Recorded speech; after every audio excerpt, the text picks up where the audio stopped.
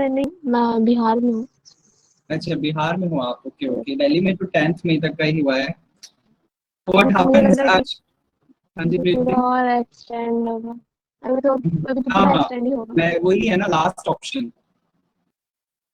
शीतल, actually हुआ क्या है, मतलब मैं थोड़ा सा ना परेशान हो जाता हूँ कभी कभी ना सिचुएशंस के according, and so many of issues, family issues भी समटाइम्स लग जाते हैं। एंड होता है ना, when you are single person to do most of the things and you have no way to, मतलब आप करें कैसे, there is no way to come out from that, तो तब दिक्कत आने लग जाती है ना। सो वॉइस आ रही है सबको, आई एम विजिबल एंड आपको शो भी हो रहा है सब कुछ, पीपीटी, या पेशेंस है। I am too much of patient kind of person, मतलब मुझे ऐसा रहता है कि हाँ सब्र करो सब्र करो। मैं 3 हफ्तों से घर में हूँ सर। हाँ देखो, पता है होता क्या है कि क्या ही कहूँ, बस चीजें हैं हमारे बस में लेकिन नहीं भी है। फिर ये कहना होता है कि just go out with the flow, अपने फ्लो के साथ चलते रहो, विल बी बेटर, ये वाली चीजें होती हैं। That's it. तो क्लास,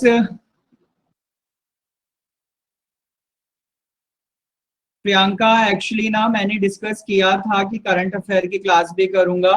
ठीक है, हुआ। अमरजीत, आप कोविड पॉजिटिव हो गए हो क्या? आप तो बोल रहे थे कि मैं सही हो गया।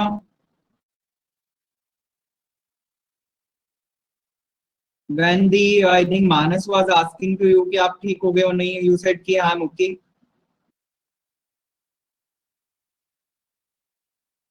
शिट, मतलब अपना ध्यान रखो आप ठीक हो सच में? अपना ध्यान रखिए प्लीज, और मेडिकेशंस लेते रहिए। आई होप सो आप जल्दी ठीक हो जाए। बाकी अपना कहते हैं मोटिवेशन रखो बनाकर कि you will be okay, you will be okay and you are okay. ठीक है, ये मत सोचो आपको कुछ भी हो रहा है। आई नो कि इट्स वेरी डिफिकल्ट टू से कि मुझे कुछ नहीं हो रहा, बट यू हैव टू से फॉर योर सेल्फ एटलीस्ट, मैं ठीक हूँ, मुझे कुछ नहीं हो रहा है and I will be okay. ठीक है। शीतल, एक्चुअली नाबार्ड चैप्टर की मैं, शीतल एंड बाकी class listen carefully, I have actually discuss that कि मैं पहले कुछ टॉपिक्स कवर करा लेने दो मुझे, अभी मुश्किल से आपके 5-6 टॉपिक्स हुए हैं, मुझे करा लेने दो कुछ कोर्स आपका फिनिश, उस टॉपिक से रिलेटेड जितने भी क्वेश्चंस बन सकेंगे मैं उन सबको ना एक क्लासेस में, 2 क्लास में, 3 क्लासेस में कवर अप करूंगा।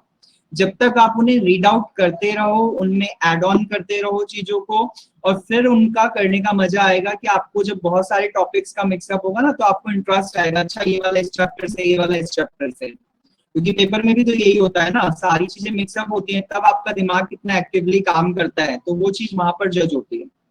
तो प्लीज क्लास मुझे थोड़ा सा वक्त दीजिए, क्योंकि देखो टाइम लगता है पीपीटीज बनाने में भी, क्वेश्चंस बनाने में भी, और बाकी फिर आपसे शेयर भी करना है। मैं ऐसा नहीं है कि करूंगा नहीं, करूंगा, बट गिव मी टाइम। ठीक है, okay, I am all yours, आप सबके लिए ही हूँ, आप पूछो बातें, मेरे साथ इंक्लूड हो, नहीं समझ में आ रहा दोबारा पूछो, आई एम ऑल योर्स। ठीक है। सो क्लास, आज की क्लास में हम डिस्कस करने वाले हैं आपका नेक्स्ट टॉपिक, नाबार्ड के बाद this is your money market. देखिए what is about market, market की अगर हम बात करते हैं, हाँ प्रियंका, मैं करंट अफेयर्स के बारे में कह रहा था। एक्चुअल में हुआ क्या कि करंट अफेयर्स के लिए ना मैंने डिस्कस किया था मैम से, रोमा मैम से, तो जो आपने 30 मिनट्स वाला मुझे बताया था कि 30 मिनट्स के लिए करंट अफेयर की अगर कोई नेक्स्ट सेपरेट क्लास मिल जाए, so it will not be possible just because of कि कोई भी स्लॉट खाली नहीं है मेरे पास, एंड यस, ठीक है, तो कोई भी स्लॉट खाली नहीं है तो ये मैनेज नहीं हो पाएगा। बाकी उन्होंने मुझे इस चीज के लिए बोल दिया है कि आप 15 मिनट्स या जितना भी आपको टाइम लगे आप कर लिया करो, बट पहले आपका मेन फोकस होना चाहिए कि आप टॉपिक कवर अप करा दो, कॉन्सेप्ट्स क्लियर करा दो बच्चों के, जिन टॉपिक्स को आपको लेना है बैंकिंग अवेयरनेस के लिए। आफ्टर दैट आप अगर 30 मिनट भी करंट अफेयर उसी क्लास में मैनेज करेंगे तो दैट विल बी ओके। ठीक है प्रियंका, सो मैं यही करने वाला हूँ कि पहले कुछ मुझे कोर्स कंप्लीट कराने दो, उसके बाद में शायद करंट अफेयर्स ले पाऊँ।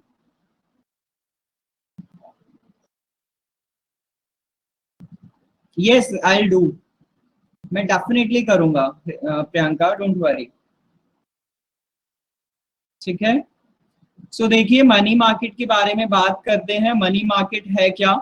मार्केट की अगर बात करते हैं तो मार्केट से आपके दिमाग में दो चीजें ना हमेशा आ जानी चाहिए, आती हैं और आती भी हैं क्या, कि आपका मार्केट में आप दो चीजें करते हो, one is of your selling and one is of your purchasing. ठीक है, आप किसी भी चीज को मार्केट में या तो सेल करते हो, इफ यू आर कंपनी वाला कोई आप काम कर रहे हो, या आप कोई प्रोड्यूसर हो, कोई मैन्युफैक्चरर हो, या फिर आप क्या करते हो, आप परचेज करते हो, आप खरीदते हो किसी कंपनी से या जैसे भी। ठीक है, तो मार्केट में हमेशा दो चीजें होती हैं, लेकिन यहाँ पर जो मार्केट की बात हो रही है ना, ये मनी मार्केट, ये मनी मार्केट आपका रिलेट नहीं करता आपकी नॉर्मल मार्केट से, ये मनी मार्केट रिलेट करता है आपकी फाइनेंशियल इंस्टीट्यूशन से, फाइनेंशियल मार्केट से। ठीक है, फाइनेंशियल मार्केट वो भी कौन सी, जब जब इकोनॉमी में फाइनेंशियल स्टेबलाइजेशन करना होता है, फाइनेंशियली मनी का मतलब फाइनेंशियली मनी को पूरी तरीके से बैलेंस करके चलना होता है, तब एक मनी मार्केट एक ऐसा इंस्ट्रूमेंट है जिस इंस्ट्रूमेंट्स के थ्रू ना हम फंड्स को यानी मनी को बैलेंस करते हैं अपनी इकोनॉमी में। ठीक है, और बेसिकली हम मनी मार्केट में अगर हम बात करें तो मनी मार्केट में नाम से पता चल रहा है मुद्रा बाजार, यानी पैसे को ही क्या किया जा रहा है, पैसे को आप खरीद बेच नहीं सकते, पैसे को सिर्फ आप क्या कर सकते हो, या तो आप उसको इन्वेस्ट कर सकते हो, इन्वेस्ट कैसे करोगे, लैंड करके। ठीक है, या फिर आप पैसे का बोरो कर सकते हो, पैसे को किसी से उधार ले सकते हो एज अ फॉर यूजर्स की तरह। तो बेसिकली हम ये कह सकते हैं कि money market is only talking about the borrowing और लैंडिंग। ठीक है, it's not saying about the lending और परचेसिंग समथिंग। ठीक है, तो मनी मार्केट में हम बात करें तो money market is a sub division of the financial market that facilitates the transfer of funds between investors slash landers and borrower slash users, जो मैंने अभी आपको बात बोली। The money market is a short-term funds which deals in the financial assets whose maturity period is up to 1 year slash 365 days। देखिए होता क्या है कि मनी मार्केट के लिए ऑब्वियस है, अगर मैं बात करूं तो मनी मार्केट के लिए आप क्या देखोगे कि सपोज दो लोग हैं और दो लोग ना वो एक दूसरे से पैसा मांग रहे हैं, सपोज मैं हूं और बाकी आप में से कोई एक है, सपोज आपका अमरजीत है, अमरजीत को पैसे की जरूरत है या मुझे पैसे की जरूरत है, मैं अमरजीत के पास गया, अमरजीत से मैंने कहा कि मुझे ना पैसा चाहिए। अमरजीत ने कहा कि कितना पैसा चाहिए, तो मैंने कहा यार 5 लाख रुपए चाहिए, 5 लाख रुपए अगर दे सकता है तो अभी दे दे। अमरजीत ने कहा कि चलो ठीक है मैं आपको दे देता हूँ। ठीक है, hello Manas, how are you?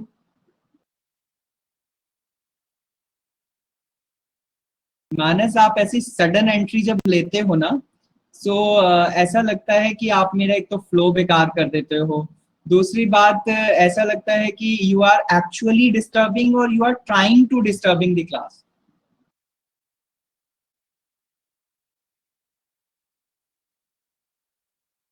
Manas please ऐसा मत किया करो, अभी ज्वाइन किया है आप, ठीक है, आप ना बस सुनना शुरू कर दो क्योंकि मेरा फ्लो ब्रेक हो जाता है, या तो फिर मैं आपके मैसेज का जवाब नहीं दूंगा तो आपको बुरा लगेगा, आपको लगेगा सर ने रिस्पॉन्स नहीं किया मेरे हेलो का। ठीक है, बाकी it's good that you are नहीं नहीं, चैट करो चैट करो, just ask me the relevant things and if you are saying hello I said hello, बस इतना ही काफी है, दैट्स इट। ठीक है, बाकी आप पूछो कुछ भी, दैट्स ओके, लेकिन when I am not discussing the topic. Harimohan, आप कुछ कहना चाहते हैं?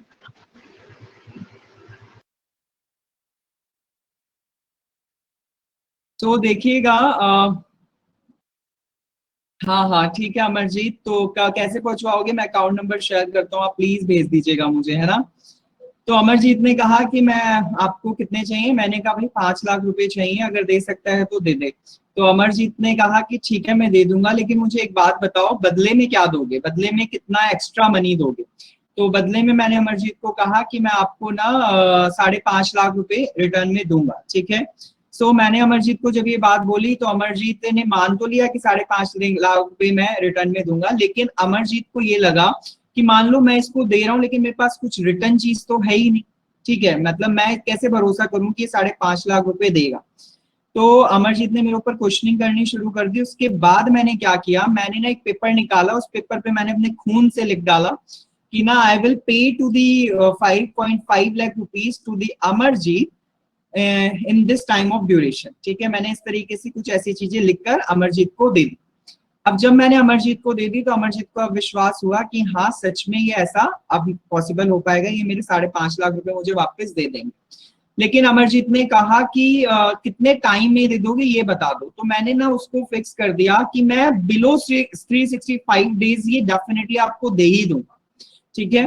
तो अगर मैं ये बात करता हूं कि मैंने कुछ अमाउंट को बिलो 365 डेज के लिए बोला है, ठीक है, साथ के साथ मैंने लिख कर दिया है, तो यानी मैंने क्या करा, लिख कर देने का मतलब क्या है, मैंने एक प्रॉमिसरी एक नोट बना दिया। प्रॉमिसरी नोट क्या बना दिया, मैंने कुछ प्रॉमिसरी नोट ये बना दिया कि मैं, आप देखते हो जैसे नोट्स पे भी आपका एक प्रॉमिसरी लिखी होती है,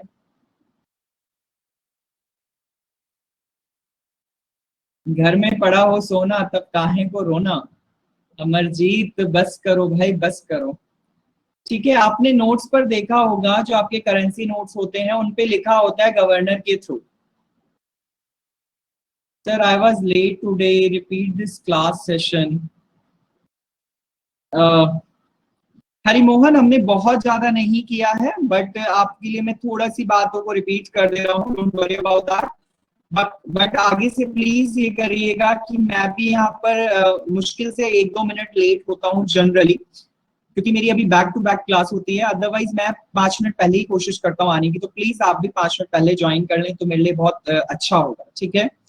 सो प्लीज हरिमोहन सुनिएगा, मैंने बात की है मनी मार्केट टॉपिक की। मनी मार्केट में ये कहते हैं कि मनी मार्केट मार्केट में क्या चीज करते हैं, सेल या परचेज करते हैं किसी चीज को, लेकिन यहाँ मनी मार्केट का मतलब है कि मनी के लिए सेल एंड परचेज है, लेकिन मनी को सेल एंड परचेज तो किया नहीं जा सकता। तो मनी को जब सेल एंड परचेज नहीं किया जा सकता तो हम क्या कर सकते हैं, मनी को सिर्फ बोरो या लेंड कर सकते हैं। तो यानी मनी का बाजार, मुद्रा का बाजार हमारा क्या है, मनी मार्केट है। मैंने सिर्फ इतनी सी चीज डिस्कस की है, और साथ में भी मैंने ये बताना शुरू किया कि अगर सपोज करो मुझे किसी पैसे की जरूरत है और वो पैसा मैं आप में से किसी से मांग रहा हूँ, सपोज कोई 2 पर्सन एक दूसरे से लेन देन कर रहे हैं, तो उस दौरान पर अगर मैंने बात की कि मुझे 5 लाख रुपए चाहिए आपसे, और 5 लाख आपने मुझे देने का वादा कर दिया, लेकिन मैंने ये कहा, आपने मुझे कहा कि आप मुझे रिटर्न में कितने पैसे दोगे, बाकी जब आप मुझे पूरा रिटर्न करोगे तो कितने टाइम में करोगे, कितने रिटर्न करोगे। तो मैंने कहा मैं 5.5 लाख रुपए रिटर्न करूंगा, साथ के साथ बिलो 365 डेज, यानी 1 ईयर से कम टाइम में ही मैं ये आपको वापस कर दूंगा। 365 डेज नहीं होगा, जस्ट 364 डेज पे ही मैं आपको एंड कर दूंगा। तो उस दौरान पर आपने कहा ठीक है, लेकिन साथ में आपने कहा कि श्योरिटी क्या रहेगी, तो श्योरिटी के लिए मैंने खून से लिखकर आपको दिया अपने कि आई विल प्रॉमिस कि मैं आपका इतना पैसा आपको रिटर्न करूंगा within this time period.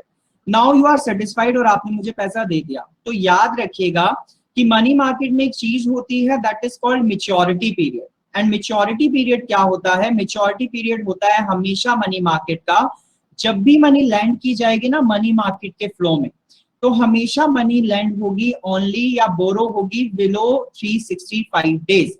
365वां दिन होना नहीं चाहिए। अगर 365th डेज स्टार्ट हो गया है तो वो मनी मार्केट में ना आकर वो एक अनदर मार्केट में आता है जिसको बोला जाता है कैपिटल मार्केट। तो बेसिकली हमारी फाइनेंशियल मार्केट 2 टाइप्स की होती हैं, one is called capital market and the second one is called one is called money market and second one is called capital market. Capital market is more than 365 days and money market is less than 365 days. Clear class? और साथ के साथ जो मैं बात कर रहा हूं कि मैंने उसको रिटर्न नोट दिया। अब रिटर्न नोट मैंने क्या दिया कि आई प्रॉमिस कि मैं इतना पैसा आपको दूंगा, लेकिन आप अब यहाँ पर एक चीज देखो कि जब आप नोट पर ये चीज लिखी हुई देखते हो कि दैट आई विल पे दिस, आपने देखा गवर्नर की जब साइन होते हैं और गवर्नर के साइन से ऊपर लिखा होता है ना, मैं धारक को इतने रुपए अदा करने का वचन देता हूँ, I will promise to pay a bearer of some of ₹500 whatever it is. So basically वहां पर ये चीज क्यों मेंशन है, क्योंकि ये हमें एक श्योरिटी दे रहे हैं। लेकिन आप एक चीज देखो कि वो नोट सर्कुलेट हो रहा है और उस सर्कुलेशन में ना उस पे कुछ भी एक्स्ट्रा नहीं जा रहा है। 500 का नोट है तो 500 रुपए तो जा रहे हैं, लेकिन यहाँ पर जो जा रहा है ना ये प्रोमिसरी नोट एक्चुअल में वो नोट नहीं है। ये प्रोमिसरी नोट हमें एक्स्ट्रा पे करने के लिए नोट दिया जा रहा है। तो याद रखिएगा कि मनी मार्केट में ना प्रोमिसरी नोट जो सेट किए जाते हैं वो प्रोमिसरी नोट हमेशा उस अमाउंट से एक्सीड करके होते हैं। Clear class? So money market के बारे में आपको दो चीज याद रखनी है, दैट मनी मार्केट का जो मेच्योरिटी पीरियड होता है वो बिलो 1 ईयर होता है, एंड सेकेंड वन इज इसमें एक प्रोमिसरी नोट जरूर जारी किया जाता है। विदाउट प्रोमिसरी नोट आपका मनी मार्केट में मनी लैंड और बोरो की जो प्रोसेस है वो नहीं हो पाती। फंड का जो ये सर्कुलेशन है ये कंप्लीट नहीं हो पाता। Clear class? उसी के साथ अगर money market does not deal in a cash or the money but simply provides a market for the credit instruments such as bills of exchange, promissory notes, commercial papers, treasury bills, etc.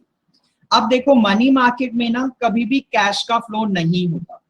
Cash का flow नहीं होता तो किस चीज का flow होता है? Actually money market में जब भी मनी फ्लो करेगी तो वो कुछ इंस्ट्रूमेंट्स के थ्रू करेगी, और वो इंस्ट्रूमेंट्स हमेशा कुछ पेपर्स होंगे। और वो पेपर्स क्या क्या हो सकते हैं? नो कीरत, नो कॉइन्स की फॉर्म में भी नहीं होगा, करेंसी तो होगी ही नहीं, कैश भी नहीं होगा। ओनली वो कुछ बिल्स हो सकते हैं क्रेडिट के लिए। बिल्स ऑफ एक्सचेंज इन्हें हम बोलेंगे। मैं बताऊंगा कि what is bill of exchange, मैं ये सब बताऊंगा, बस अभी ये सुनो कि करेंसी या कैश नहीं होगा, नोट्स नहीं होंगे, कॉइन्स नहीं होंगे, इंस्ट्रूमेंट्स होंगे। और वो इंस्ट्रूमेंट्स क्या होंगे वो मैं एक एक करके डिस्कस करूंगा। जैसे कि फर्स्ट है आपका bills of exchange. Yes, bills की फॉर्म में होंगे रेणुका, जैसे कि आपका bills of exchange. Second is promissory note, जैसे कि मैंने अभी बताया कि promissory note, commercial paper, treasury bills, etc. अच्छा मुझे एक बात बताओ, क्या चेक, चेक की अगर हम बात करें तो क्या चेक आपका एक बिल हो सकता है? नो।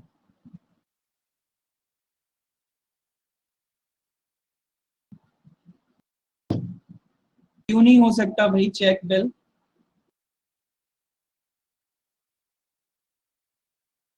कोई मुझे एक्सप्लेनेशन देगा कि चेक बिल क्यों नहीं हो सकता?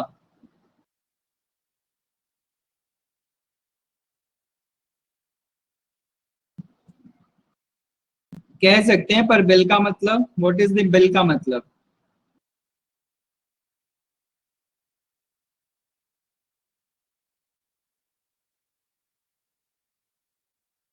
अमाउंट टू बी पेड होता है बिल का मतलब। एंड चेक का मतलब?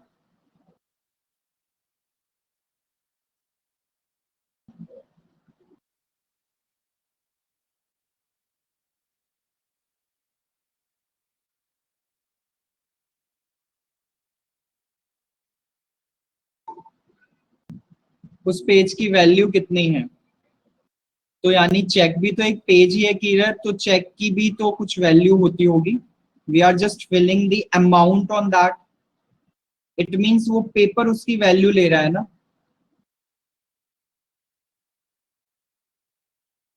अगर कीरत मैं ऐसा कहूं, सपोज मैंने अमरजीत से कहा कि मुझे ना 5 लाख रुपीज चाहिए, ठीक है।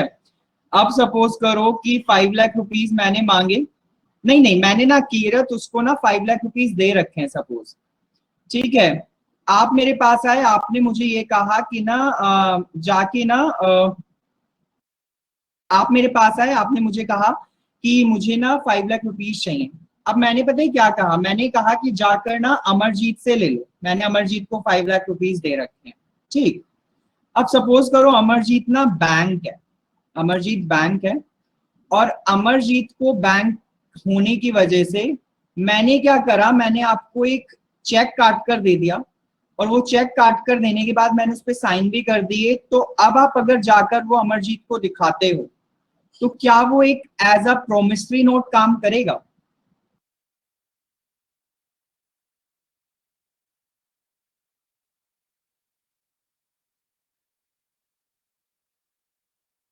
सो अब बताइए मुझे, हम कह सकते हैं ना कि हमारा चेक भी एक प्रोमिसरी नोट की तरह काम करता है, क्योंकि मैंने वैलिडेट कर दिया। यस, सो हम ये कह सकते हैं कि if there is a validity in any bill of paper, whether it is a cheque और नॉट, तो हम क्या कह सकते हैं कि वो ट्रेजरी बिल्स में आएगा, वो ट्रेजरी बिल्स कह रहा हूँ, प्रोमिसरी नोट में आएगा। ठीक है, हाँ जी हाँ जी।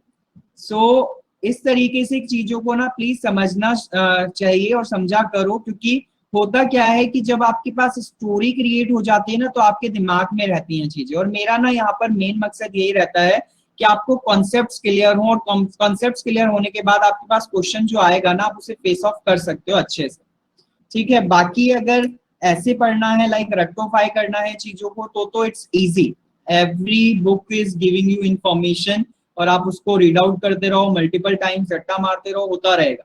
लेकिन मेरा मकसद होता है कि मैं समझाऊं, और मेरा मानना यही है कि समझो ऐसा कि किसी दूसरे को समझा सको, क्योंकि बहुत से बच्चे सिर्फ पढ़ते हैं just piece of degree, just because of the piece of degree उन्हें चाहिए, और उन्हें पेपर चाहिए एक डिग्री का, लेकिन ऐसा नहीं करना चाहिए। whatever you are going through in your life, in the studies, जो भी आप पढ़ रहे हैं, जो भी आप सीख रहे हैं, learn it is like as like you can convey to the others। ठीक है, अगर आप किसी दूसरे को कन्वे नहीं कर सकते हैं तो it's not fruitful, it's not good, fine. So please हमेशा ऐसा पढ़ा करो कि you can give the information about that to anyone who is actually asking to you what is it और व्हाट इज इट नॉट। ठीक है, तो देखिएगा, तो हमारे ये कुछ इंस्ट्रूमेंट्स हैं जो कि मनी मार्केट में इस्तेमाल होते हैं, हम एक एक करके इनके बारे में डिस्कस करेंगे। That is what is bill of exchange, promissory note क्या होता है, कमर्शियल पेपर क्या होता है, और ट्रेजरी बिल्स क्या होता है, ये सब हम पढ़ेंगे। तो they are the close substitute for the money, ये हमारे बेसिकली मनी के क्लोज सब्स्टिट्यूट हैं, और कैसे हैं वो भी बताऊंगा। These instruments helps to borrow the funds to the business units, other organization and government for the short term requirement। याद रखिएगा, मनी मार्केट में शॉर्ट टर्म रिक्वायरमेंट होता है, किस किस का हो सकता है, कोई भी बिजनेस यूनिट हो, कोई भी ऑर्गेनाइजेशन हो, या गवर्नमेंट हो। ठीक है, अच्छा मुझे एक बात बताओ, क्या सभी बैंक्स और सभी गवर्नमेंट या सभी ऑर्गेनाइजेशन मनी मार्केट में आ सकते हैं?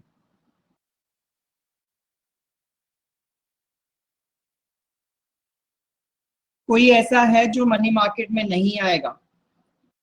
नहीं आ सकते हैं? अगर नहीं आ सकते हैं तो कौन नहीं आ सकता है Rahul?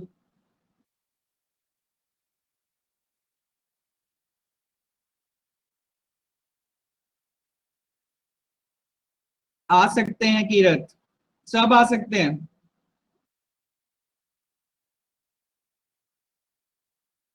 Rahul, it's not to say sorry. It's okay. If you are wrong, it's okay. If you are right, then it's okay. अगर रॉन्ग होंगे तो मैं सही करूंगा। Why you are saying sorry? अगर आप सही हो तो मैं शाबाशी दूंगा ही दूंगा। Sorry is not good word. Sorry, मुझे ऐसा लगता है कि sorry is nothing.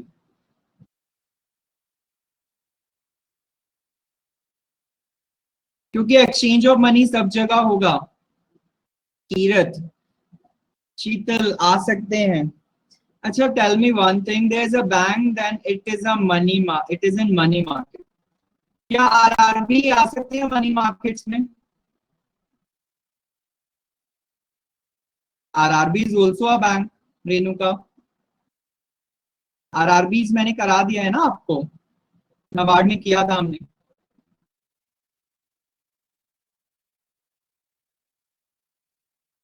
Vishakha, Bhupesh, where you all are, Amarjeet, आप, काजल मिश्रा, ये सब कहाँ है भाई?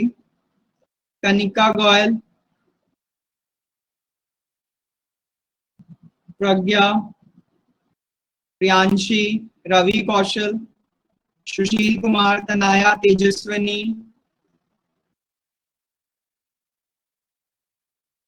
ऐसा नहीं है कि मेरी नजर नहीं रहती, मैं यही देखता रहता हूँ कि कौन बच्चा आंसर कर रहा है, और I am actually watching to many times कि कितने टाइम से ये चीजें हो रही हैं कि बच्चे कौन आंसर करते हैं कौन नहीं करते हैं, या थोड़ा भी कोशिश नहीं करते हैं।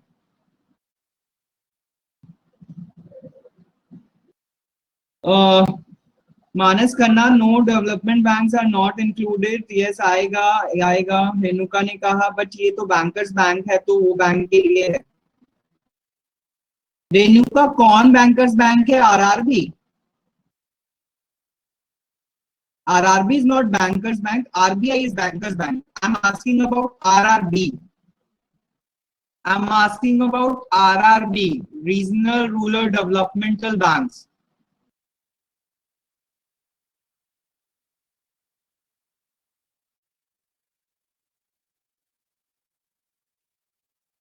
हाँ मानस, इट्स ओके, कोई बात नहीं।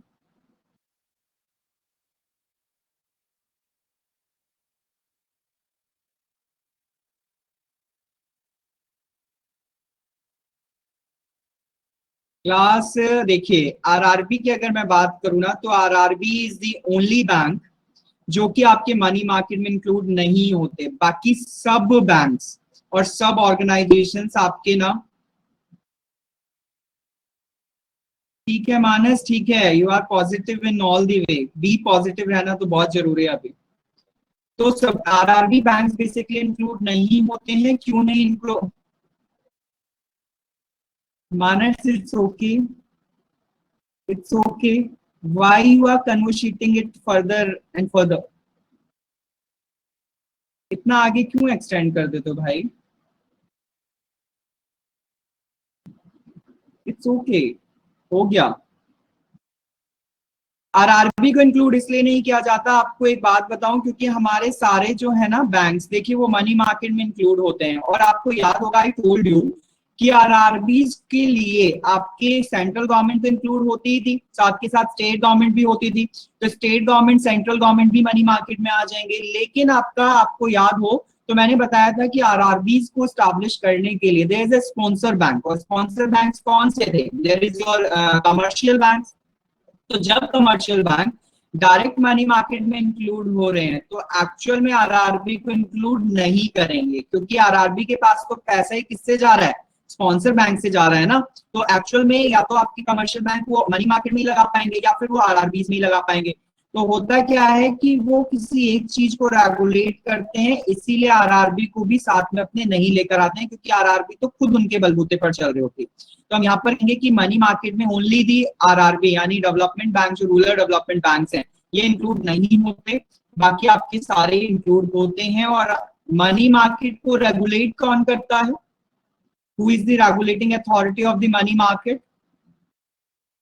आरबीआई। यस, आरबीआई को जो रेगुलेट करता है, मनी मार्केट को जो रेगुलेट करता है, that is your RBI. Clear? So चलिएगा, मनी मार्केट के बारे में अब आगे देखते हैं। यहां तक सबको क्लियर हो गया है? Now the next thing is, the Indian money market includes the Reserve Bank of India, commercial banks, cooperative banks, and the other specialized financial institutions. ये सब इंडियन मार्केट में, इंडियन मनी मार्केट में include होते हैं। And the RBI is the controller of money market in India, which I told you. Some non-banking financial companies, NBFC, NBFC का आपका एक separate topic cover होगा, एक लेक्चर होगा, उसमें एनबीएफसी और समझ में आएंगे। एंड द फाइनेंशियल इंस्टीट्यूशन भी बताऊंगा उसमें, जैसे आपके LIC, GIC, UTI, etc also operate in the Indian money market. So मैं इसको यहाँ पर इंक्लूड नहीं करूंगा, क्योंकि ये मनी मार्केट को पूरा ले जाएंगे अगर मैं इनके बारे में बताना शुरू करूंगा। तो एनबीएफसी, एलआईसी, जीआईसी, यूटीआई, इन सबको हम लेंगे अलग सेपरेट क्लास में। Clear class?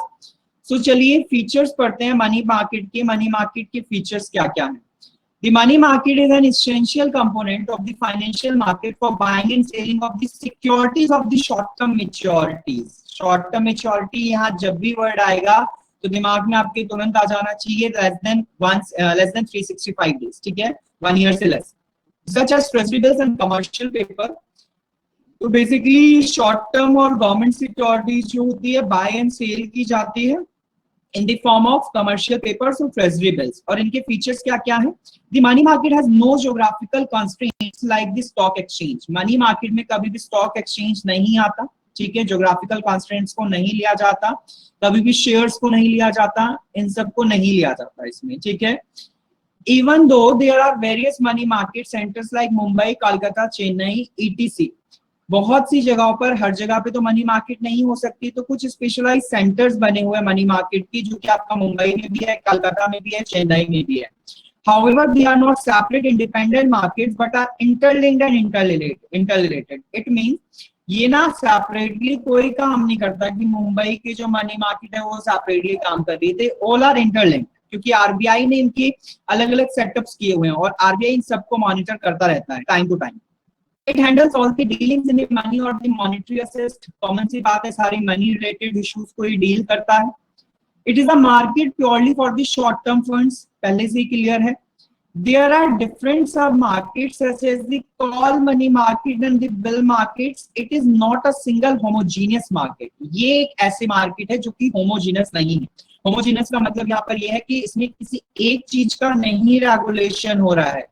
मनी का रेगुलेशन हो रहा है लेकिन इन दी डिफरेंट वे हो रहा है। ट्रेजरी बिल्स, कमर्शियल पेपर्स, आपके प्रोमिसरी पेपर्स और सर्टिफिकेशंस, इस तरीके से आपकी इसमें अलग अलग तरीके से क्या हो रहा है, सेल किया जा रहा है और परचेज किया जा रहा है। किसको? बोरो और लैंडिंग की जा रही है किसकी? मनी की। तो बेसिकली आप कह सकते हो कि होमोजीनस मार्केट नहीं है। उसके साथ money market constitute a links between the RBI and the banks and provide information about the monetary policy and management. Money market एक लिंक है किसके बीच का? आरबीआई एंड बैंक्स के बीच का, जो कि इंफॉर्मेशन भी देता है, क्योंकि मॉनेटरी पॉलिसी आप कर चुके हो एंड मॉनेटरी पॉलिसी के थ्रू आपने पढ़ा था द फ्लो ऑफ मनी कितना है और कैसे रेगुलेट किया जाए। तो उसी का हिसाब किताब सारा किसके पास रहता है? मनी मार्केट के पास रहता है। तो मनी मार्केट एक लिंक की तरह काम करती है, जो लिंक आरबीआई बना रहा है by as the monetary policy for the banks. Clear? Transaction can be processed without the help of brokers. Money market में this thing is one of the most important thing कि brokers यहाँ पर कोई help नहीं करते। यहाँ पर जो जो काम हो रहा है वो सिर्फ आरबीआई और बैंक्स और बाकी अदर इंस्टीट्यूशंस के बीच में हो रहा है, यानी यहाँ पर कोई थर्ड पार्टी नहीं है, सिर्फ दो पार्टीज के बीच में ट्रांजैक्शंस की चीजें जो है वो डिस्कस होती हैं। Variety of instruments can be traded in the money market. Variety of instruments जो हैं, वैरायटी ऑफ इंस्ट्रूमेंट्स यही है आपके सारे ट्रेजरी बिल्स और कमर्शियल पेपर्स। ये बेसिकली मनी मार्केट में आते हैं और किस तरीके से आते हैं, क्या क्या चीजें लेकर आते हैं, वो सब मैं आप डिस्कस करने वाला हूँ। ठीक है? क्लियर हुआ क्लास? मनी मार्केट के फीचर्स बहुत सिंपल सिंपल सी बातें हैं, बस ये जस्ट एक पढ़ो और याद रखना, दैट्स इट। इससे ज्यादा आपके मतलब यहाँ पर सिंपल याद रखो। ये चीजें ना आपकी कॉन्सेप्ट्स क्लियर कर रही हैं, आपको थ्योरेटिकल एग्जाम नहीं देना है, आपको सिर्फ और सिर्फ देना है एमसीक्यूज, और एमसीक्यू बेसिस पर आपके दिमाग में वो कॉन्सेप्ट क्लियर हो, दैट्स इट। उसके बाद अगर हम बात करें structure of the Indian money market, actual में मनी मार्केट में स्ट्रक्चर जो दिया गया है वो सेक्टर्स का है, यानी मनी मार्केट में हमारे दो टाइप ऑफ सेक्टर्स हैं Indian. One is of your organised sector and the second one is of your unorganised sector. Organised sector कौन से आते हैं? जो कि कंट्रोल किए जाते हैं बाय द आरबीआई। ठीक है? सिंपल सी शब्दों में जो कंट्रोल किए जाएंगे आरबीआई के थ्रू, या फिर आरबीआई उनमें कोई ना कोई कोऑर्डिनेशन कर रहा है, तो वो किस में आएंगे? ऑर्गेनाइज सेक्टर में आएंगे। जबकि अनऑर्गेनाइज सेक्टर में आरबीआई ना उन्हें रेगुलेट कर रहा है, ना उन्हें कंट्रोल कर रहा है, ना उनको कोऑर्डिनेट कर रहा है, वो आपके किस में आएंगे? अनऑर्गेनाइज्ड सेक्टर में आएंगे। ठीक है? सो बेसिकली आरबीआई के ऑर्गेनाइज्ड सेक्टर या फिर इंडियन मनी मार्केट के ऑर्गेनाइज्ड सेक्टर में सबसे फर्स्ट तो आपका रिजर्व बैंक ऑफ इंडिया ही है। ठीक है? आरबीआई खुद में मनी मार्केट का सबसे फर्स्ट हिस्सा है ऑर्गेनाइज सेक्टर का। उसके बाद आते हैं स्टेट बैंक ऑफ इंडिया, क्योंकि आरबीआई का जो सबसे जो असिस्टेंस बैंक है वो कौन है? एसबीआई है। तो आरबीआई के बाद आता है एसबीआई बैंक ऑफ इंडिया और उसकी 7 एसोसिएट बैंक्स हैं। एसबीआई की जो सब्सिडरीज पड़ी थी, याद करो मैंने बताई थी, वो सारी सब्सिडरीज किस में आती हैं? इसके ऑर्गेनाइज सेक्टर में आती हैं। 20 nationalised and commercial bank, 20 nationalised and commercial bank जो है, जिसमें से मैंने आपको शायद बताया थी कि 14 आपके पब्लिक सेक्टर्स बैंक है और 6 आपके अनदर बैंक्स हैं, वो आपके 20 नेशनलाइज्ड कमर्शियल बैंक्स हैं जो कि इसमें इंक्लूड करे गए हैं। साथ के साथ other scheduled and non scheduled commercial bank. Scheduled and non scheduled commercial banks पता है क्लास आपको? Class what is scheduled and non scheduled commercial banks?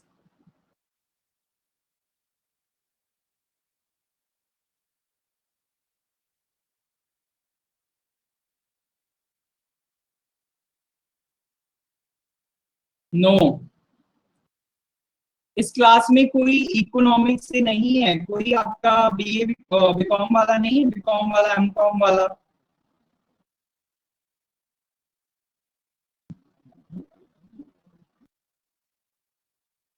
नहीं भैया, यस प्रिया, तो आप भी बताइए।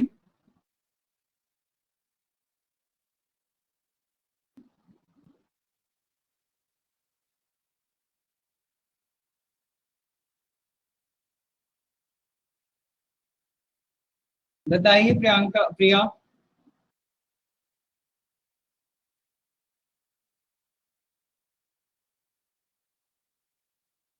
प्रज्ञा ने तो आंसर कर भी दिया प्रिया। मैंने सिर्फ इतना पूछा था कि शेड्यूल्ड बैंक्स और नॉन शेड्यूल्ड कमर्शियल बैंक्स होते कौन से हैं। देखिए, शेड्यूल्ड बैंक्स वो शेड्यूल्ड बैंक्स होते हैं बेसिकली। सेक्शन 2 बताया था ना मैंने कि वहां पर आपकी एलिजिबिलिटी दी हुई है बैंक्स की, ठीक है। तो आरबीआई एक्ट के सेकंड शेड्यूल में जो बैंक्स हैं वो आपके शेड्यूल्ड बैंक्स हैं बेसिकली। आंध्रा बैंक हो गया, बैंक ऑफ बड़ौदा हो गया, आपका कैनरा बैंक हो गया, देना बैंक हो गया, ये सब आपके शेड्यूल्ड बैंक्स हैं। जबकि आपके नॉन शेड्यूल्ड बैंक्स जो कि आपके आरबीआई एक्ट सेकंड शेड्यूल में नहीं आते, वो नॉन शेड्यूल्ड बैंक्स कहलाते हैं, ठीक है। बेसिकली प्राइवेट बैंक्स को आप देख सकते हो कि वो नॉन शेड्यूल्ड कमर्शियल बैंक्स होते हैं, ठीक है। वो बेसिकली नॉन में आते हैं। उसके बाद फॉरेन बैंक्स भी इसमें इंक्लूड हैं। सॉरी क्लास, यहाँ पर मैंने ये आरआरबीज को भी ऐड कर दिया। आरआरबीज को नहीं लिखना है आपको यहाँ पर।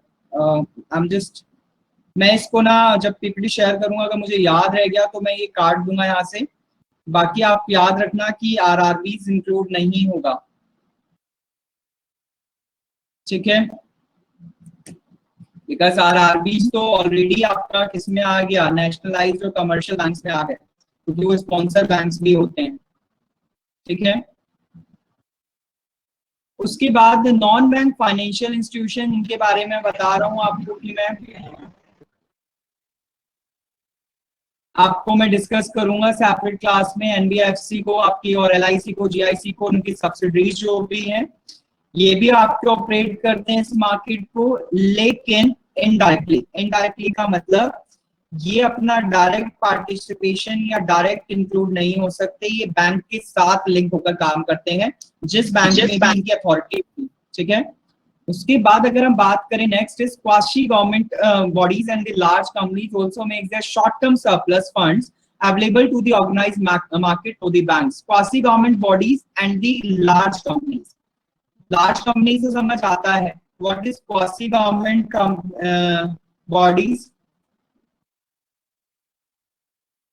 Class, what is about quasi government bodies?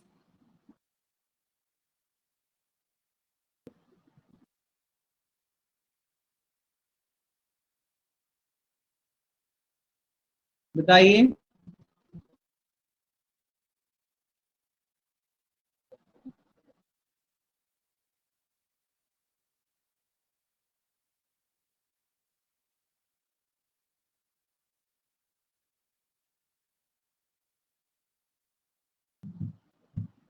प्रज्ञा, यहाँ पर लिखा हुआ है बेटा लास्ट में quasi government bodies. And one thing is, please मेरे मुंह से बेटा निकल जाता है, so please don't mind anyone कि मैंने बेटा बोल दिया, and you are of my age maybe, so ये माइंड मत करना, ठीक है। क्वासी गवर्नमेंट देखिए वो होते हैं जो कि पूरी तरह से ना गवर्नमेंट के साथ में लिंक्ड नहीं है, ठीक है। आप ये कह सकते हो कि वो बेसिकली मैनेज हो रहे हैं, मतलब वो प्राइवेटली इंस्टीट्यूशंस हैं, प्राइवेट बॉडीज हैं, लेकिन उनको कहीं ना कहीं गवर्नमेंट सपोर्ट कर रही है बाय सम एड, बाय सम फंड, ठीक है। वो बोलते हैं हम क्वासी गवर्नमेंट या सेमी गवर्नमेंट बोल सकते हो आप। साथ के साथ क्वासी गवर्नमेंट में जो सेक्टर्स आते हैं वो ऑयल वगैरह है, एनर्जी सेक्टर्स हैं, ये सब क्वासी गवर्नमेंट बॉडीज ही तो होती हैं, ठीक है। पेट्रोलियम है, ये सब आपकी क्वासी गवर्नमेंट बॉडीज में आते हैं। तो बेसिकली ये सब भी क्या कर सकते हैं, मनी मार्केट में आकर, हाँ क्वासी कॉन्ट्रैक्ट भी होता है। तो बेसिकली ये सब आपकी क्या कर सकते हैं, मनी मार्केट में आकर फंड के लिए बात कर सकते हैं, क्योंकि फंड अगर जब चाहिए होगा तो मेंटेन किसके थ्रू कराएंगे, बैंक्स के थ्रू कराएंगे। ये भी आपका डायरेक्ट नहीं जा सकते, बात जो होगी सिर्फ आरबीआई और बैंक्स के बीच में होगी, ये सब डायरेक्टली इंक्लूड नहीं हो सकते मनी मार्केट में, ठीक है। इनको हमेशा बैंक्स के थ्रू ही काम कराना पड़ेगा। उसके बाद ऑर्गेनाइज्ड सेक्टर के बाद अगर हम बात करें, next one is your unorganised sector. Unorganised sector जो कि मैं बता चुका हूं कि आरबीआई मेंटेन नहीं करता, आरबीआई रेगुलेट नहीं करता, और बेसिकली उनको कंट्रोल भी नहीं किया जाता आरबीआई के थ्रू, ना ही उनमें कुछ कोऑर्डिनेट किया जाता। तो बेसिकली वो बैंक्स जो कि आपके इंडिजिनस बैंक्स हैं, वो आपके किस में आते हैं, अनऑर्गेनाइज सेक्टर्स में आते हैं। इंडिजिनस बैंक्स का एग्जांपल बताइए, what is indigenous banks? Indigenous मैंने ये वर्ड यूज किया था जब मैंने हिस्ट्री ऑफ बैंकिंग इंडिया बताया था क्लास। इससे पता, private bank is indigenous bank. Preeti Kumari, payment bank, please Rahul, it's not.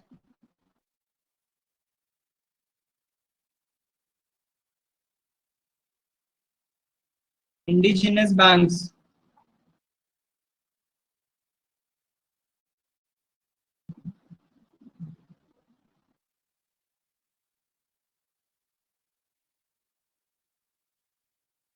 बताइए।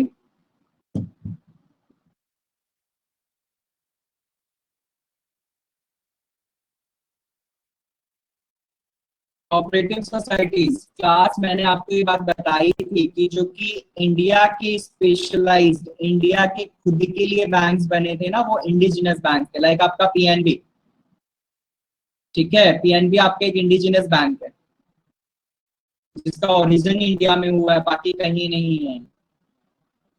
ठीक है, इंडिजिनस बैंक्स। बाकी जितने भी मनी लैंडर्स हैं, मनी लैंडर्स में कोई भी छोटे मोटे बिजनेसमैन हो सकते हैं, और वो अगर किसी बैंक से लिंक्ड है और किसी कंपनी से, बड़ी कंपनी से लिंक्ड है, तो वो अनऑर्गेनाइज सेक्टर में आते हैं और वो जाकर बैंक से पैसा मांग सकते हैं। ठीक है, तो ये भी, इनमें भी 4-5 लोग इंक्लूड होते हैं अगर देखा जाए। ठीक, मनी लैंडर्स में, क्योंकि वो बैंक, कोई पर्सन होगा, वो किसी बड़ी कंपनी से लिंक होगा, वो बड़ी कंपनी किसी बैंक से लिंक होगी, वो बड़ी कंपनी फिर बैंक से लिंक होने के बाद किसी बैंक से जब लिंक होगी तो वो आरबीआई से मांगेगी। इस तरीके से होता है। ठीक है,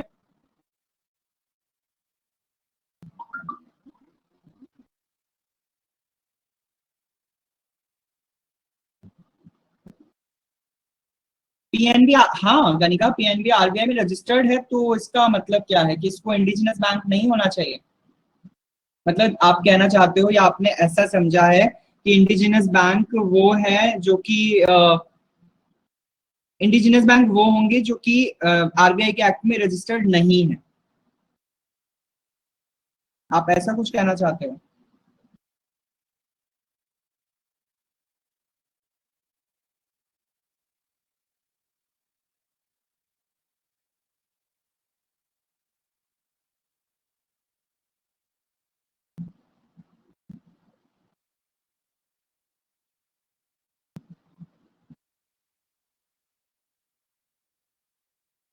अरे कनिका, मैंने ये बोला कि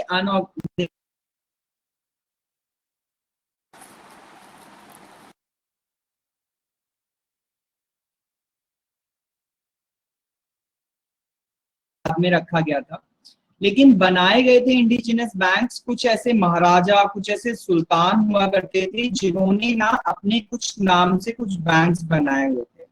जैसे कि ये लाहौर में बनाया गया था पीएनबी सबसे पहले।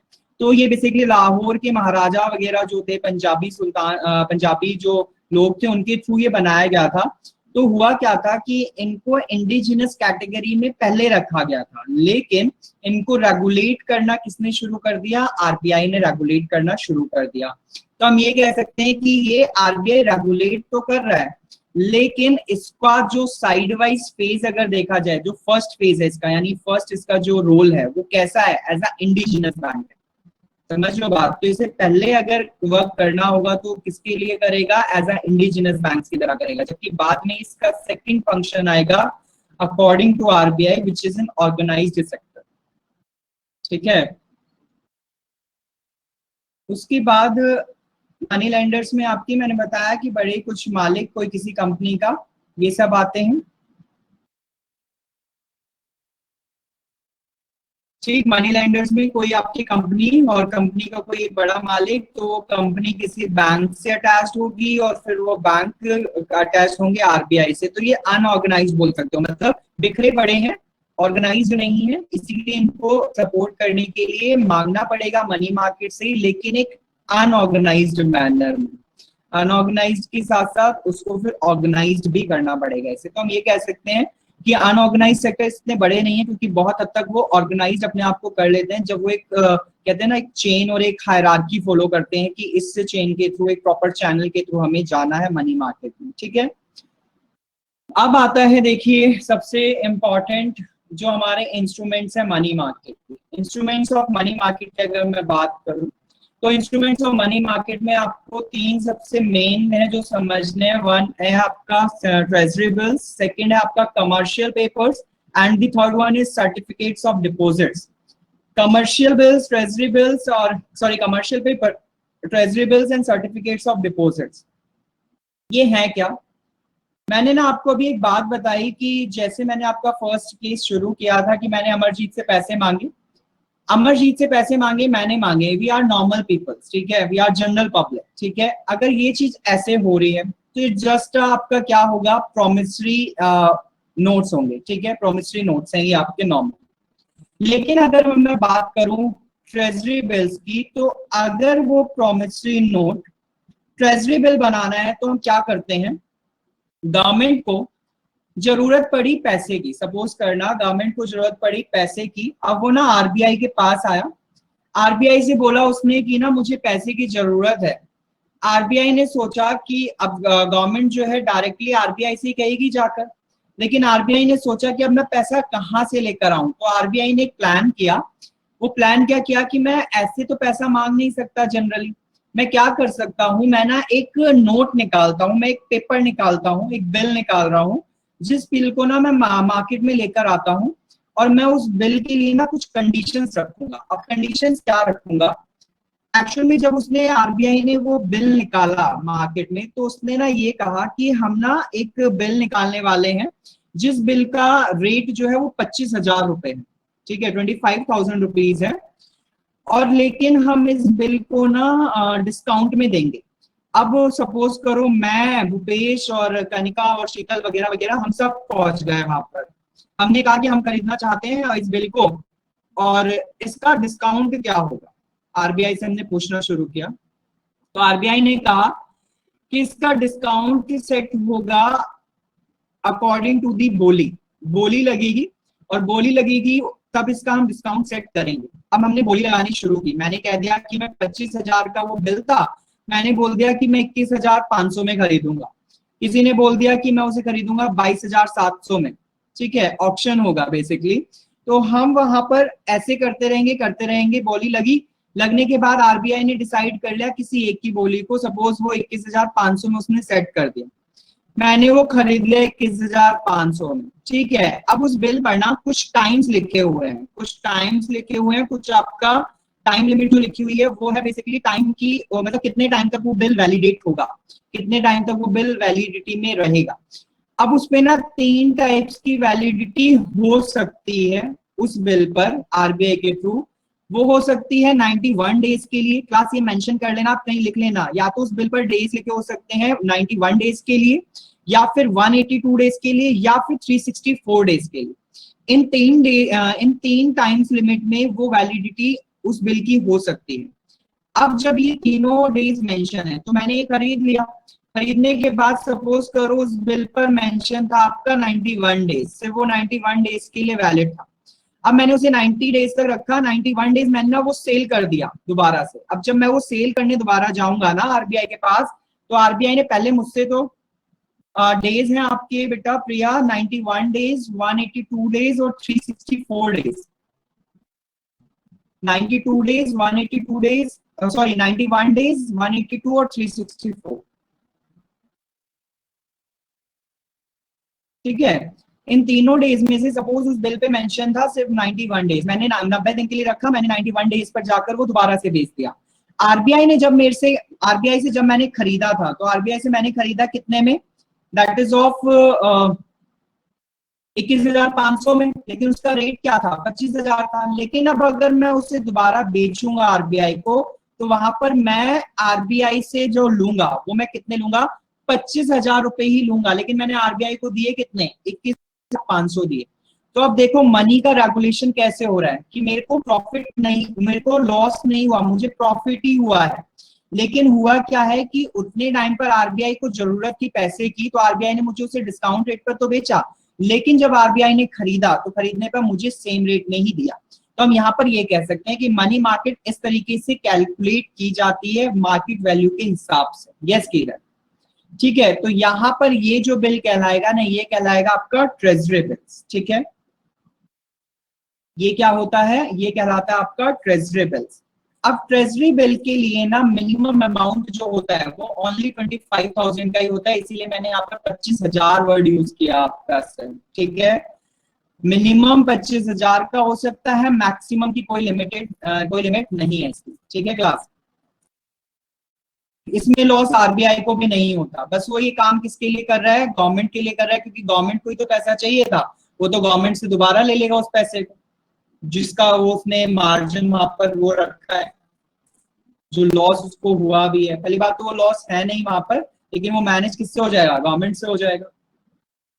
ठीक है, सो क्लास ट्रेजरी बिल्स का जो मिनिमम पैसा होता है, ट्रेजरी बिल्स सिर्फ और सिर्फ 25,000 के लिए बनाए जा सकते हैं, मैक्सिमम की कोई लिमिट नहीं है, ये भी मेंशन कर लेना। साथ के साथ याद रखिएगा कि जो हमारे ये ट्रेजरी बिल्स होते हैं ना, 91 डेज और ये 182 डेज और 364 डेज वाला जो मैंने बताया, इसमें एक चीज याद रखिएगा कि जो 91 डेज वाले आपके जो बिल्स होते हैं ना, ट्रेजरी बिल्स, वो आरबीआई मैक्सिमम 6,000 करोड़ रुपीस के निकाल सकता है।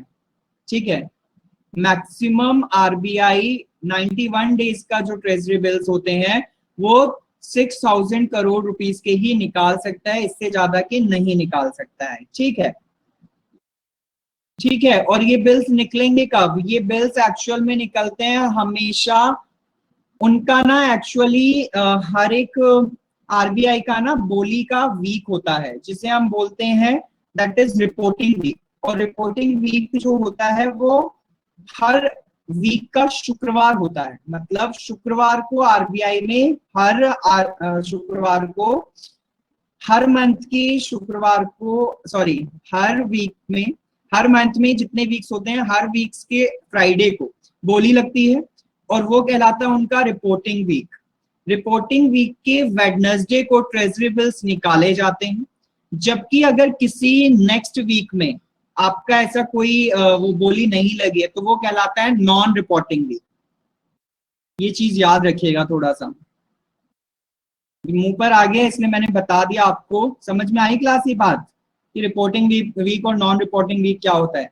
आरबीआई ऐसे मनी मार्केट के लिए ना, आरबीआई बोली जो लगवाता है वो वीक के हर फ्राइडे को लगती है, और वीक के हर फ्राइडे के बाद हर वेडनेसडे को ट्रेजरी बिल्स निकाले जाते हैं। और अगर नेक्स्ट वीक में बोली नहीं लगी है तो वो नॉन रिपोर्टिंग वीक कहलाता है। ठीक है, जिस वीक में बोली लगी है वो रिपोर्टिंग वीक कहलाता है।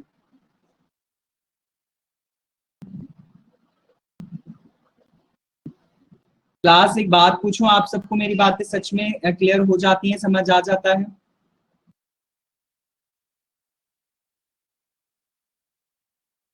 हाँ प्लीज क्लास समझ के चल लिया करो, अगर नहीं आता तो मुझे बताया करो। बाकी कोई भी इशू हो तो मुझसे शेयर करो, मेरी प्रॉब्लम मुझको बताओ, I try to make that कि वो किस तरीके से आपको समझ आ सकता है।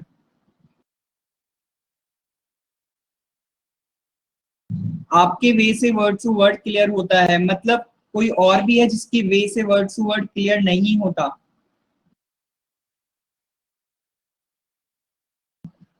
या फिर नोट से क्लियर नहीं होता, पीपीटी से क्लियर नहीं होता?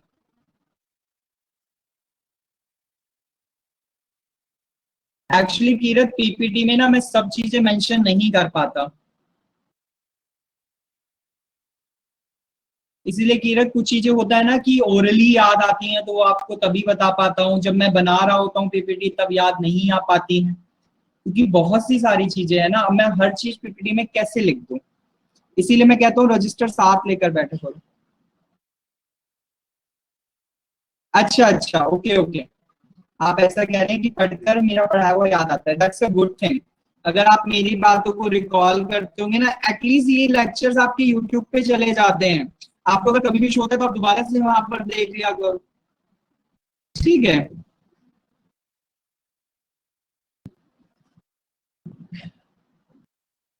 ठीक है, thank you so much Kiran and Sheetal. अब देखिए तो ट्रेजरी बिल्स में 91 डेज वाला जो है वो कितने अमाउंट का 6000 करोड़ रुपीस का ही इश्यू किया जा सकता है। अब आता है 182 डेज वाला। 182 डेज के लिए भी आप सेम याद रखिएगा कि 6000 करोड़ रुपीस का ही ट्रेजरी बिल्स इश्यू किया जा सकता है 182 डेज के लिए। लेकिन एक्चुअल में ये जो निकलेगा ये आपका निकलेगा नॉन रिपोर्टिंग वीक में। याद रखिएगा जो 91 डेज वाला है, थैंक यू रेणुका, जो 91 डेज वाला है वो आपका रिपोर्टिंग वीक के लिए निकलता है, जबकि आपका जो 182 डेज वाला है वो नॉन रिपोर्टिंग वीक में निकलता है, लेकिन निकलता वेडनेसडे को ही। ठीक है, साथ के साथ जो आपका 364 डेज वाला है उसका जो मैक्सिमम अमाउंट होता है ट्रेजरी बिल्स का that is of 8000 crore rupees. वो 8000 करोड़ रुपीस के लिए होता है, जो कि आपका निकलता है पूरे वीक में। इस वीक में कभी भी निकल सकता है, चाहे वो रिपोर्टिंग हो चाहे वो नॉन रिपोर्टिंग वीक हो, लेकिन डेज फिक्स रहेगा दैट इज वेडनेसडे। समझे और बात। 182 का 6000 करोड़ रुपीस ही है, 91 एंड 182 का रेन का दोनों का 6000 करोड़ रुपीस है, और जो आपका 364 डेज वाला है उसका 8000 करोड़ रुपीस। ठीक है, सो क्लास ये बात हुई आपकी ट्रेजरी बिल्स की। ट्रेजरी बिल्स के बारे में कुछ आगे मैंने थोड़ा सा ऐड ऑन किया है, उनकी स्पेशलिटी, उनके features. So I will discuss in the next class because there is no time limit, हम टाइम बाउंड हैं थोड़े से, तो इन्हें मैं नेक्स्ट क्लास में बताऊंगा। उसके बाद नहीं ये फिगर चेंज देखो कनिका हो जाती है चेंज, लेकिन एक्चुअल ना इनके लिए क्वार्टरली चेंज ही होता है। मतलब आप ये कह सकते हो कि देखो पहली बात तो बहुत रेयरली केस में चेंज होता है मनी मार्केट के फिगर्स। ठीक है, बहुत रेयरली, जब ज्यादा ही मनी मार्केट में फ्लो में इम्बैलेंस हो रखा होगा ना तो ही चेंज होता है, नहीं तो सालों साल 2-2 साल चल जाते हैं। ठीक है कनिका, सो क्लास ये आगे मैं नेक्स्ट क्लास में डिस्कस करूंगा अबाउट दी कमर्शियल पेपर्स क्या होते हैं, कमर्शियल पेपर के साथ साथ कमर्शियल बिल्स भी, कॉल मनी क्या होती है ये भी मैं बताऊंगा, सर्टिफिकेट ऑफ डिपॉजिट्स क्या होते हैं ये भी हम डिस्कस करेंगे। सो आपका थोड़ा सा टॉपिक और बचता है ये, जो कि हम नेक्स्ट क्लास में कर लेंगे, और फिर देखते हैं नेक्स्ट क्लास में मैं आपको क्या करा पाता हूँ। ठीक है, so class thank you so much for the today. I hope आप सब अच्छे से करिए, मेहनत करिए, सक्सीड होइए जल्दी जल्दी, और थोड़ा मेरा नाम रोशन करिए दैट हाँ ये सारे जिनसे हमने पढ़ा, बस this is the only credit which I actually want. बाकी और आप सैलरी का तो कुछ हिस्सा मुझे देने वाले हैं नहीं। Okay, thank you so much class, चलिए।